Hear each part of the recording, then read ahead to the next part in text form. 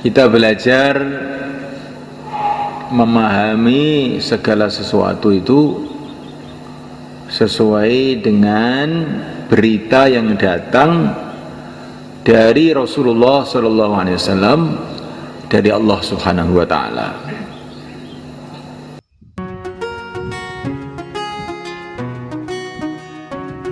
رمضان تجلى وابتسما طوبى للعبد إذا اغتنما إن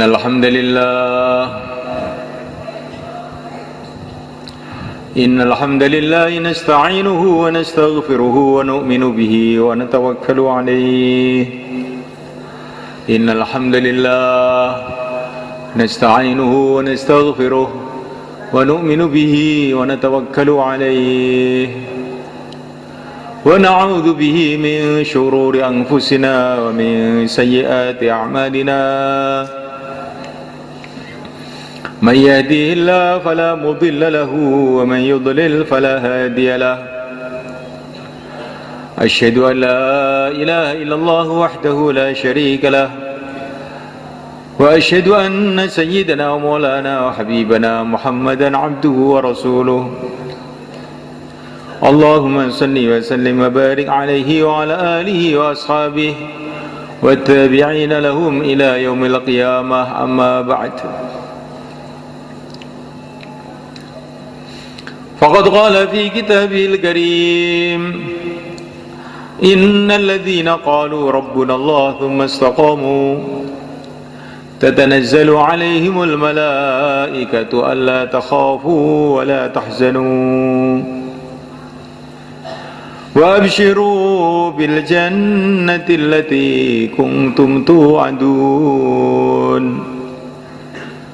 نحن أولياؤكم في الحياة الدنيا وفي الآخرة ولكم فيها ما تشتهي أنفسكم ولكم فيها ما تدعون نزلا من غفور رحيم.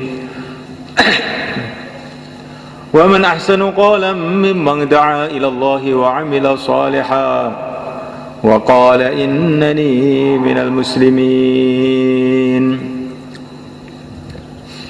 ولا تستوي الحسنة ولا السيئة ادفع بالتي هي أحسن فإذا الذي بينك وبينه عداوة كأنه ولي حميم.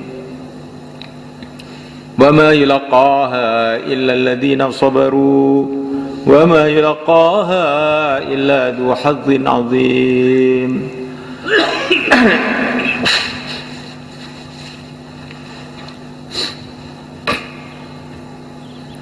Hadirin yang dimuliakan Allah SWT,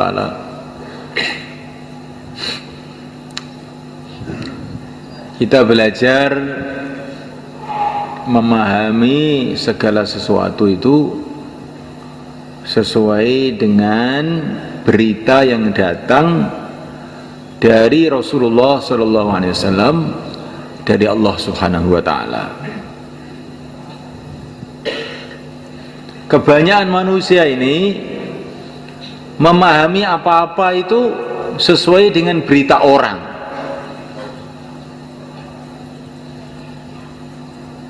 Kalau anak-anak pelajar itu kamu tanya, kenapa kamu sekolah? Katanya, nah gitu. Katanya orang-orang kalau dapat ijazah itu nanti jadi kaya. Katanya orang.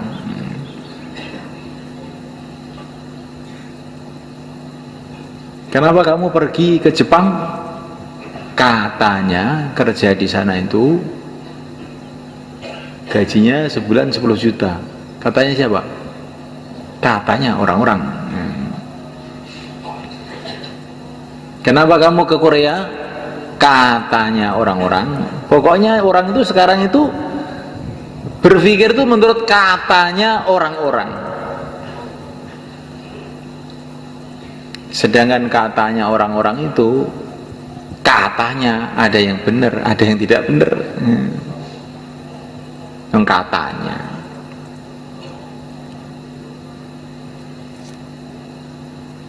Orang kerja di Jepang gajinya 10 juta, kelihatannya rizkinya tambah, belum tentu. Ini ada teman di sini kerja di Arab, di Marot, gajinya setiap bulan 6 juta. Mulai dia dapat gaji, mulai mertuanya di rumah sakit, sembuh ganti istrinya, sembuh lagi ganti anaknya, akhirnya pulang 2 tahun dari Marot, tidak bawa uang sama sekali, uangnya habis untuk ngobatin keluarganya. Sekarang dia kerja di Temboro, gajinya 600.000, tapi keluarganya sehat semua, 600.000 akhirnya utuh.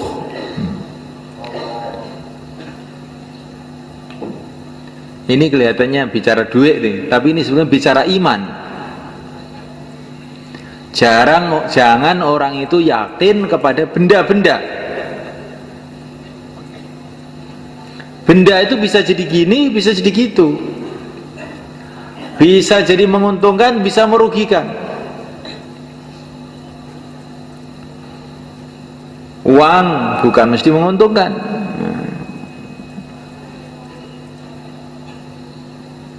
Ada orang bawa uang pergi ke kota, bisa beli sate, beli gulai, kelihatannya menguntungkan. Ada sampai di kota, ketahuan pencopet, dicopet, akhirnya dia sedih, nangis. Sebabnya apa? Sebabnya dia punya uang. Kalau dia tidak punya uang, tidak dicopet. Ada orang yang punya anak kemudian bahagia, ada orang yang punya anak kemudian menderita, nangis sebab anaknya. Begitulah benda-benda di dunia ini, tidak ada yang pasti baik, itu nggak ada. Yang mesti jelek juga tidak ada. Kadang-kadang perkara itu kelihatannya jelek tapi ternyata baik. Bukan mesti jelek, enggak. Nabi Yusuf alaihissalam dimasukkan sumur, dijual ke Mesir sebagai budak, kelihatannya jelek, tapi akhirnya malah jadi raja di negeri Mesir.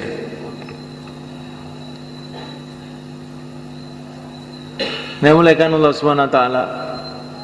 Di dunia ini tidak ada perkara itu mesti baik, tidak ada perkara mesti jelek, kecuali satu saja. Taat kepada Allah itulah mesti baik. Maksiat kepada Allah itu mesti buruk. Kalau orang taat kepada Allah, maka akan dicintai oleh Allah, akhirnya akan diberkati hidupnya oleh Allah. Kalau orang maksiat kepada Allah, cepat atau lambat nanti dia masih celaka. Kalaupun kelihatannya dia enak, itu seperti enaknya orang yang naik mobil tapi mau masuk jurang, seperti enaknya orang naik pesawat tapi mau jatuh. Yakini kalau maksiat kepada Allah satu saat mesti menyesal. Tapi memang dunia ini dijadikan oleh Allah itu ujian. Kalau orang maksiat bukan langsung dapat malapetaka, begitu juga kalau orang taat bukan langsung, biasanya kadang-kadang langsung juga.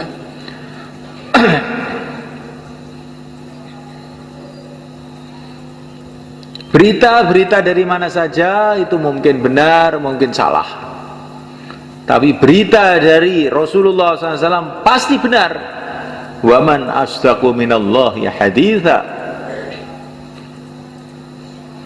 Berita dari Allah itu pasti benar.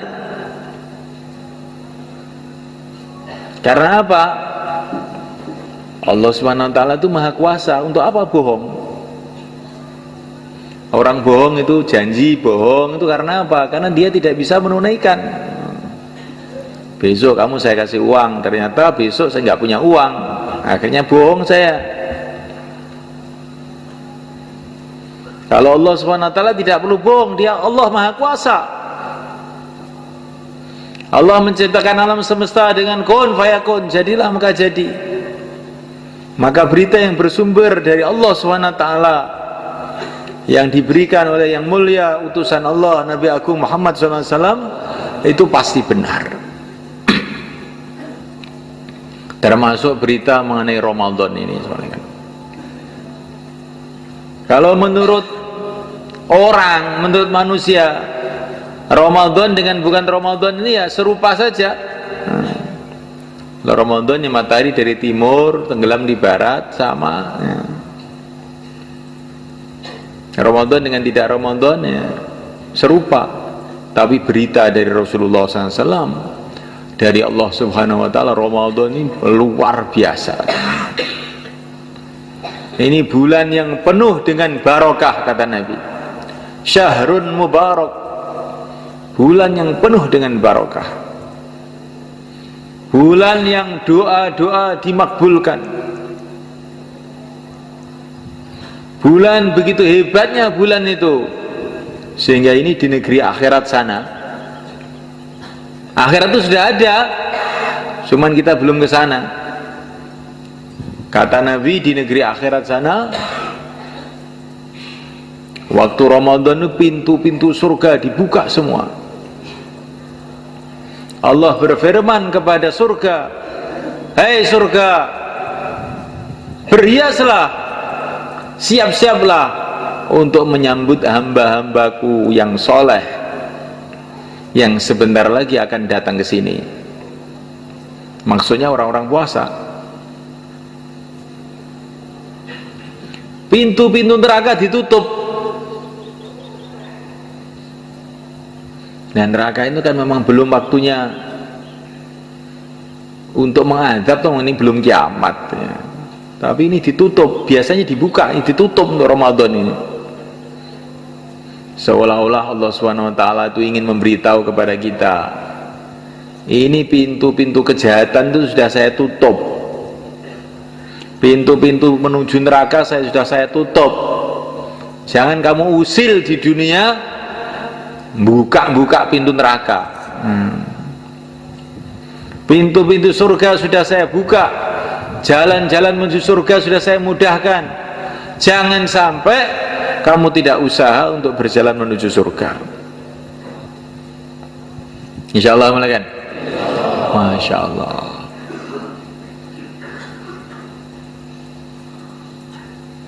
Setiap malam Ramadan dan setiap siang Ramadan, setiap muslim ini ada jatah doa makbul.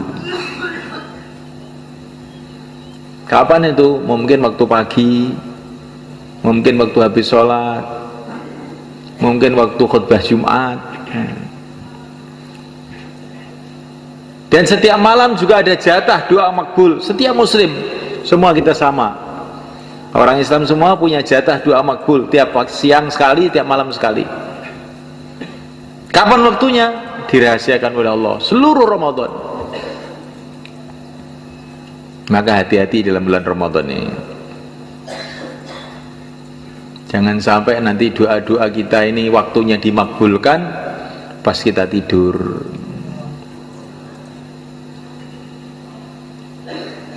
Waktu doa-doa kita tidak ada jatah, menggebu-gebu doa, Allahumma, Allahumma, Allahumma.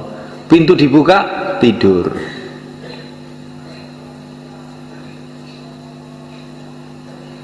Nah itu doa itu dirahasiakan oleh Allah supaya kita ini senantiasa mencari-cari itu. Tetapi umpama kita ini berdoa di waktu-waktu bukan jatahnya, tetap dapat pahala juga, tetap dapat manfaat juga. Tapi kalau doa kita ini kita panjatkan kepada Allah pas jatahnya, pas waktunya itu, doa itu akan cash makbul. Maka ada orang datang kepada Sayyidina Umar radhiyallahu ta'ala anhu, saya ini ada masalah begini, gimana? Kamu doa mulai maghrib sampai pagi, jangan ngantuk sedikit pun, nanti selesai masalah kamu. Bagaimana kalau malam Jumat, malam Ramadan lagi, nanti kita doa menteleng sampai subuh, bagaimana? Bisa nggak? Jangan kalah dengan sopir bis untuk mencari uang beberapa rupiah, menteleng mulai Surabaya sampai Jakarta. Jangan kalah dengan satpam untuk jaga maling, siap menteleng, berdiri semalam suntuk. Jangan kalah dengan orang Temboro, nurut banyu sewengi utuh. Untuk mendapatkan apa? Mendapatkan air. Kalau dapat air, terus gimana? Belum tentu panen juga. Kalau sudah panen, belum tentu manfaat juga. Gitu loh, kalau dapat air belum tentu panen. Kadang-kadang dapat air ya nggak panen. Itu orang petani semua tahu. Kadang-kadang dapat air nggak panen juga. Setelah panen itu belum tentu kemput untuk bayar utangnya, diesel, utangnya ini, rabuk dan sebagainya. Kalaupun kemput, belum tentu uang itu bermanfaat untuk kita. Kadang-kadang uang itu malah jadi masalah di keluarga kita. Anaknya minta sepeda motor, istrinya minta mobil. Bingung sendiri. Umpama nggak punya duit, sebetulnya diem aja semua. Gara-gara kelihatan ada duit, akhirnya geger semua. Akhirnya ditegasi, nggak boleh. Ini uang disimpan, nggak boleh. Akhirnya istrinya lari ke Korea. Ayo, ini gara-gara nurut banyu tadi kayak gitu. Coba semalekan. Kenapa ke Korea? Pikirannya kalau dapat duit beruntung. Ke Korea dapat duit, ternyata tidak beruntung. Di rumah sudah berantakan semua. Anaknya ke terminal, suaminya nggak tahu kemana. Akhirnya orang tadi bingung di rumahnya, tambah menderita, hidup dalam kebingungan. Itulah dunia sebenarnya. Jadi dunia ini nggak ada yang mesti baik, itu nggak ada. Dunia itu bisa juga jadi baik, bisa juga jadi buruk, terserah Allah. Yang mesti baik itu agama ini. Kalau orang mengamalkan agama dengan sungguh-sungguh, menjalankan perintah Allah dengan sungguh-sungguh, menjauhi larangan Allah dengan sungguh-sungguh, nanti yang buruk-buruk tahu-tahu jadi baik, yang baik tambah baik. Ini pengalaman para nabi, para sahabat, para wali-wali Allah itu.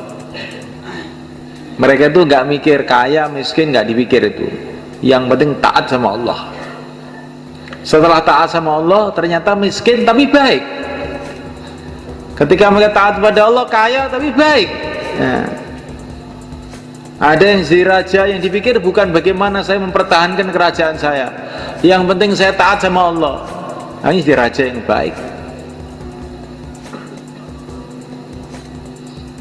Namuliakan Allah SWT. Ini yang kita pikirkan siang dan malam. Bagaimana kita menjadi orang taat. Kalau kita jadi taat, jadi baik. Keadaan apapun baik. Miskin tapi taat kepada Allah, yakinnya mantap kepada Allah, hidupnya tenang. Alah, miskin sebentar aja, nanti ke surga duluan 500 tahun sebelum orang kaya. Ayo, siapa yang mau daftar miskin kepada saya? Itu miskin tapi menteles. Nah, bukan miskin ingah-ingih. Ya apa miskin saya? Alhamdulillah. Jadikan miskin ya, syukuran. Ini kalau miskin ada iman, ada amal itu kalau oleh Allah dikasih hatinya itu kuat, tenang, tentram. Kalau dijadikan kaya, ada iman, ada amal, juga begitu, tenang. Kaya, lah kaya dunia aja, sebentar aja. Apa yang perlu dibanggakan? Nanti kalau pabrik kamu bangkrut bagaimana? Alah, bangkrut ya. Bukan hanya pabrik yang akan bangkrut, saya sendiri itulah akan bangkrut, mati. Tidak usah takut. bangkrut nggak bangkrut, yang penting taat sama Allah. Tapi kalau kaya tidak ada iman, tidak ada amal, bingung. Sudah kaya itu, wah nanti bagaimana kalau sawahnya kurang, bagaimana kalau perdagangan saya kurang, bagaimana kalau jabatan saya hilang, bingung aja. Jadi kenikmatan surga yang ada di dunia itu sebetulnya iman. Orang mengira kenikmatan itu dalam harta, kenikmatan dalam jabatan, kenikmatan dalam mobil. Bukan. Kenikmatan kalau iman itu tertanam betul dalam hati, itulah kenikmatan hidup. Tidak ada kenikmatan selain itu. Maka Sayyidina Ibrahim bin Adham radhiyallahu ta'ala anhu, ini anak raja di Balkha sana di Persia. Beliau jalan kaki menuju Makkah. Ketika mau jalan kaki, setan itu datang membisikkan ke hati dia, Persia Mekah ini jauh loh, kamu jalan kaki ya berapa tahun nanti. Maka dia tersentak, astagfirullah, setan. Orang mau kebaikan dihalang-halangi. Demi Allah, saya akan terus berjalan ke Mekah, dan saya bersumpah setiap 1 kilo akan sholat 1000 rakaat. Terus berjalan, setiap 1 kilo sholat 1000 rakaat. Sampai di Mekah itu 12 tahun. Jalan di Mekah, dari Persia ke Mekah itu 12 tahun. Akhirnya jadi wali. Itu ciri khas wali itu, kalau ditakut-takuti setan malah dadi. Oh, kamu ke Mekah nggak takut nanti? Hah, tidak takut. Setiap 1 kilo 1000 rakaat. Kalau mau jadi wali begitu. Kalau ditakut-takuti setan, tambah dadi. Sayyidina Umar radhiyallahu ta'ala anhu, ketika beliau jadi Amirul Mukminin, maka beliau ini sedang memperbaiki Masjidil Haram. Maka ini Abu Sufyan yang dulu rajanya Mekah lah, ringkesnya itu, disuruh sama Sayyidina Umar, Abu Sufyan, ambil batu sana, ayo, roan. Nah, maka Abu Sufyan itu pun ngangkat batu. Tokoh-tokoh Mekah semua ngangkat batu, roan semua. Maka setan datang ke hati beliau ini, hebat betul kamu, Abu Sufyan. Kamu jadikan kayak anak kecil aja suruh ngangkati batu. Siapa lebih hebat dari kamu, Umar? Langsung Sayyidina Umar, astagfirullah, setan nih. Langsung beliau itu sujud di lumpur, sujud di situ. Ya biar kapok ini setan. Oleh setan suruh sombong, sujud bertawadhu. Jadi begitu orang-orang soleh-soleh dulu itu. Kalau dibisiki setan keburukan, dia berbuat sebaliknya.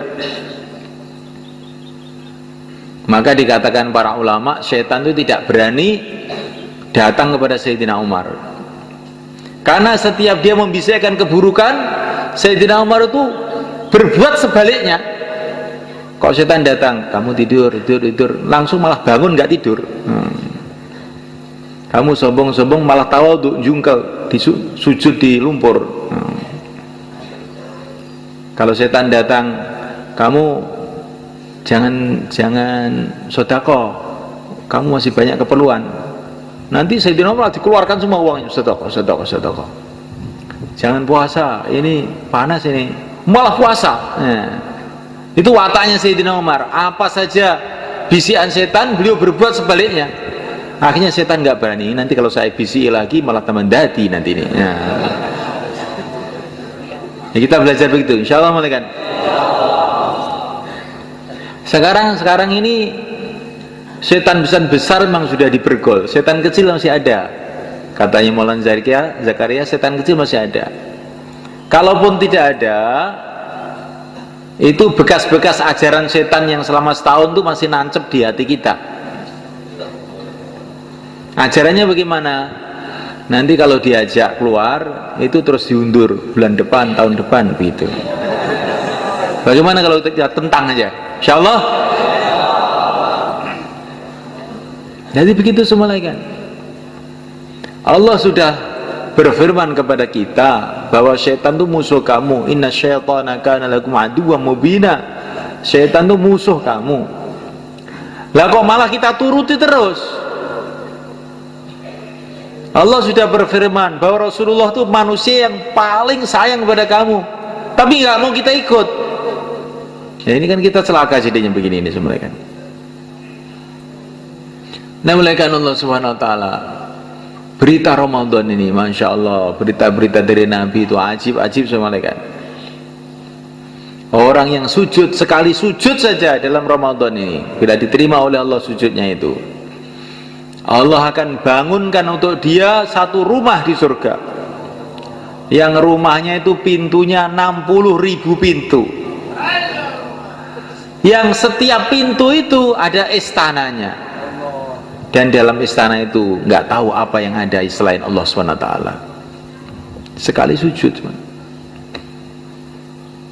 alangkah maha pemurahnya Allah SWT, alangkah maha luasnya Allah SWT, alangkah maha dermawannya Allah SWT. Dan bagi Allah SWT tidak sulit yang demikian itu.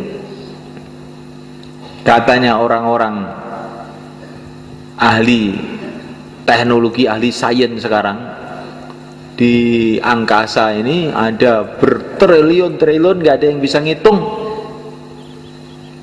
yaitu planet-planet yang gedenya itu kayak bumi ini, bahkan banyak yang lebih besar, berlipat-lipat, bergentayangan di udara ini, bermiliun-miliun, triliun-triliun, gak ada yang bisa ngitung, bahkan tidak ada yang bisa memperkirakan.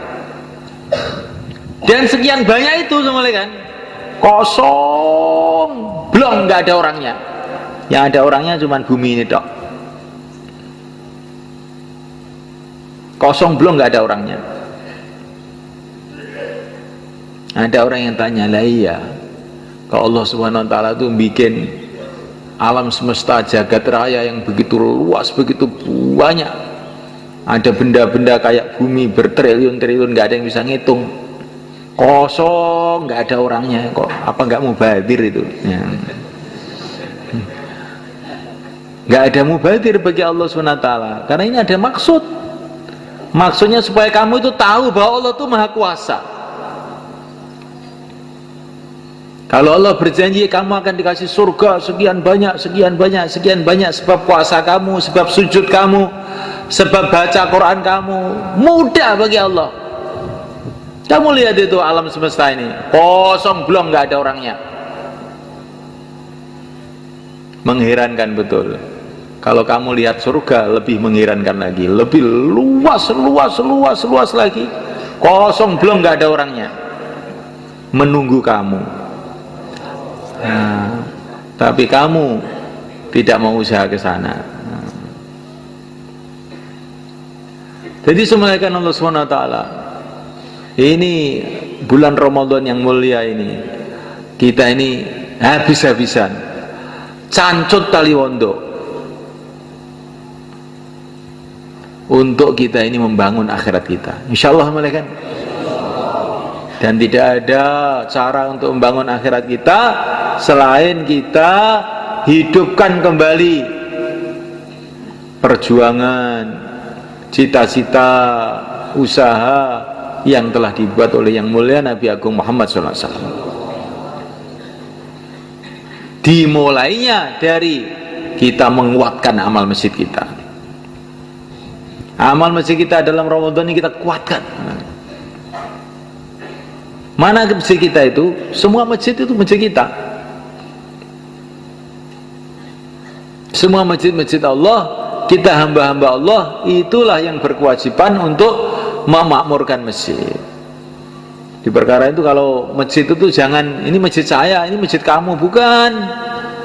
Ini masjid Allah, kita hamba Allah, kita lah yang berkewajiban menghidupkan amal-amal di situ. Jangan merasa ini tugasnya takmir ini.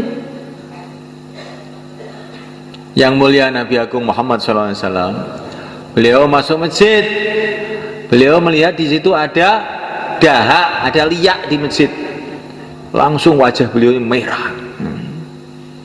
Rasulullah Sayyidul Anbiya, langsung beliau cari pelapa kurma, dibersihin itu daha itu. Daha itu dikasih minyak wangi. Kemudian beliau mengatakan, masjid ini ada rohnya, kurang lebihnya begitu. Kalau ada kotoran di masjid itu seperti orang kena kotoran, maka masjid itu merasa jijik.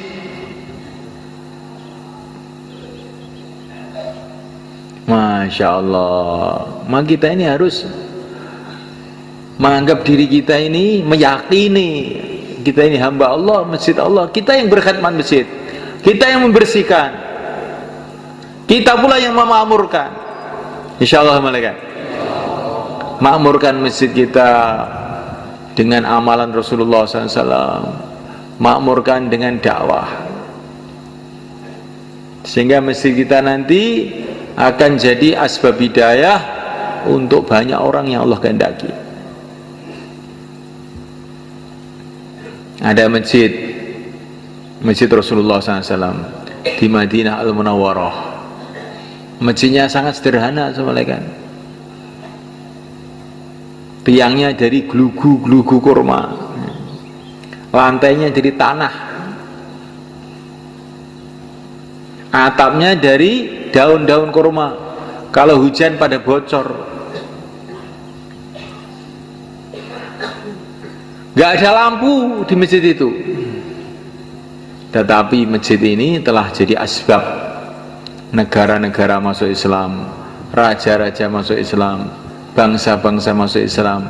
Hati-hati yang gelap telah menjadi terang benderang gara-gara masjid Madinah ini. Semoga begitulah masjid kita semuanya. Karena nilai masjid itu bukan menurut bangunannya, nilai masjid itu menurut orangnya. Itu Ka'bah, jadi masjid yang sangat istimewa.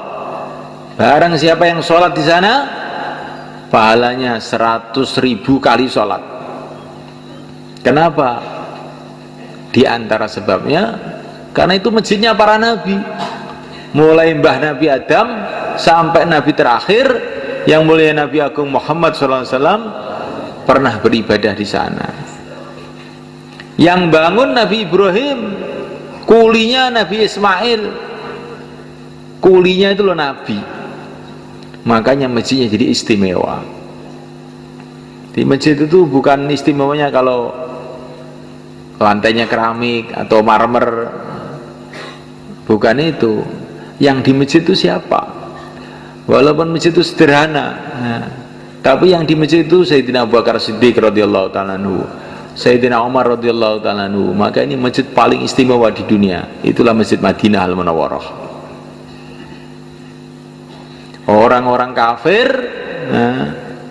Orang-orang kafir masuk Masjid Nabawi, berubah pikirannya, berubah hatinya, sehingga orang-orang kafir jadi wali-wali Allah. Sekarang masjid kita ini sudah gede, alhamdulillah. Ini masjid ini lebih gede dari Masjid Nabawi pada zaman Nabi. Wis gede, wis apik ya. Karek wonge engko bengi iktikaf ora karek kuwi ning ngene. Wong Ramadan kok yo mulih kuwi arep nyapo, gitu. Ramadan ki amalane iktikaf. Ramadan malam Jumat mulih, iki apa ya patut. Patut napa tenan? Ketinggalan mboten patut. Iki cara didilok nek welek nek jan masyaallah. Ramadan malam Jumat mulih ora iktikaf. Kuwi kayane wong tuwek umur 70 tahun ngau kathok endek. Ya. Undel-undele. Wis ngoten niku. Didilok tok langsung mata beleken. Niki tentang dina mudin wae. Kalau dina mudin kita ini kalau Ramadan nih, amalan 24 jam malaikat. Pagi hari bayan hidayah pengeluarkan jamaah. Malam hari tarawih panjang-panjang, kadang-kadang sampai jam 11 sampai jam 12 baru selesai tarawih itu. Tarawihnya panjang-panjang. masih juga pengeluaran jamaah pagi-pagi, Masya Allah. Siapa yang punya cita-cita masjid-masjid kita jadi begitu? Insya Allah kita semua. Masjidnya kecil di Tomutin itu, tapi amalannya besar, sehingga jadi asbab hidayah. Hidupnya agama di London, hidupnya agama di Rusia. Kemarin saya baru dapat cerita jamaah yang dikirim ke Rusia, jamaah Malaysia kemarin datang ke sini. Bagaimana dia masuk di hutan-hutan Rusia itu, musim salju, musim dingin, masuk ke kampung, terus membuat pertemuan habis ngisya. Dia mengira di kampung seperti ini mana ada orang mau datang.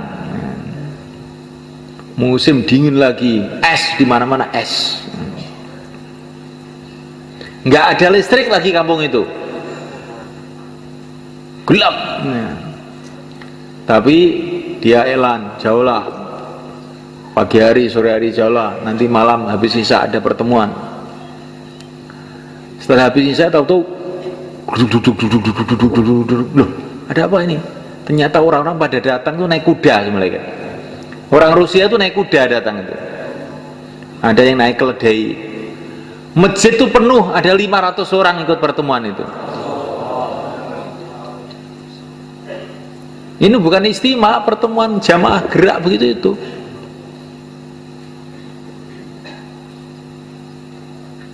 Masya Allah, ini barokahnya fikirnya Syekh Ilyas 90 tahun yang lalu.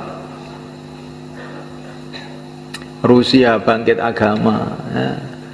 Di Eropa bangkit agama,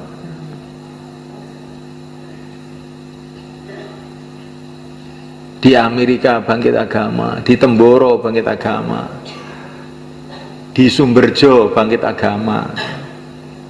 Sumberjo apa ini agama jangan biyen. Saiki Masya Allah udah nggo serban ngapal nih Quran, ya. Disemelekan Allah SWT. Alangkah indahnya hidup beberapa hari ini, 60 tahun, 70 tahun, terus kita ini hidup jadi asbab hidayah untuk banyak orang. Maka dakwah kita hidup, kita kuatkan waktu Ramadan ini semelekan. Bentuk jamaah-jamaah sebanyak-banyaknya. Kefahaman bahwa Ramadan itu adalah bulan di rumah, itu harus kita buang jauh-jauh. Rasulullah pergi ke Badar waktu Ramadan. Rasulullah Fathu Makkah, penaklukan Mekah waktu Ramadan. Jadi Ramadan itu juga bulan ibadah, juga bulan penyebaran agama. Maka kita bentuk jamaah-jamaah 4 bulan, 40 hari. Barangkali nanti dapat Lailatul Qadar dalam Ramadan ini. Kalau orang dapat Lailatul Qadar itu semulai kan doa-doanya makbul. Yang tadinya orang hatinya keras, duit aja hatinya berubah, karena disalami oleh malaikat Jibril jadi lembut, mikir akhirat. Itu kalau orang dapat Lailatul Qadar itu begitu itu. Doa-doa makbul, asalnya belajar ilmu nggak masuk-masuk, mudzakarah 6 sifat lali terus, ataupun ingat nggak bisa mengamalkan, berkat doanya Lailatul Qadar berubah, ilmu jadi mudah, cepat paham, ibadah jadi ringan, enteng. Ini barokahnya orang itu mendapatkan barokahnya doa-doa Lailatul Qadar, doa-doa Ramadan. Lah untuk mendapatkan itu paling baik dengan kita keluar jalan Allah. Insyaallah, kan?